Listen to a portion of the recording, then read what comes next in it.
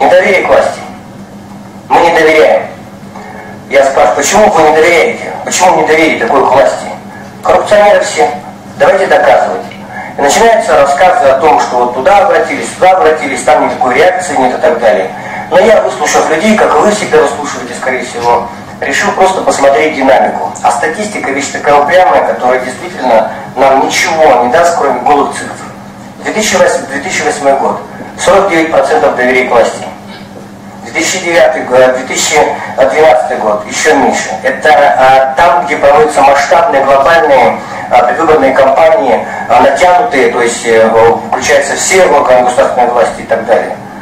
Может, это надо и доказывать, но если это истина, зачем ее доказывать? Это факт, это сегодня есть, и на это внимание необходимо обращать.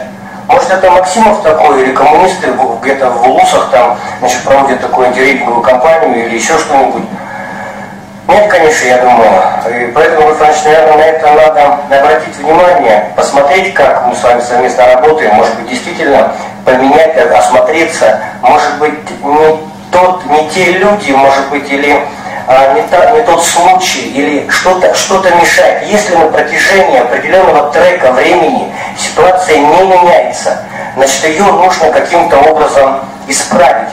Нужно уладить отношения с людьми, которые не доверяют к власти, и повернуть их к себе лицом. Дальше.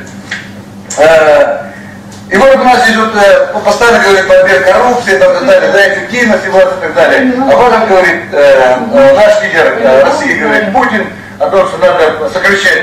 А мы что видим? У нас число чиновников каждый день растет. То департамент еще какой-то появится, то стратегический агент появится. Любой, кто у нас чиновник, который сегодня, давайте будем говорить вещи своими именами. Приближен Егор Францович обязательно получит портфель. И под него будут придумывать, обязательно будут придумывать какой-то должность. Обращайте, Николай Евгеньевич, конечно, это у вас коммерческая тайна, да?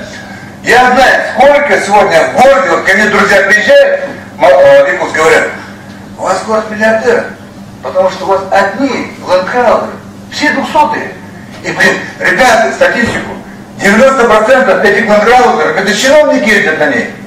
Я сам живу на Мерзлотке, когда я строил один дом, вокруг было, это 96-й год был, вокруг было ни одного дома. Сегодня, тыкни пальцем любой, все чиновники.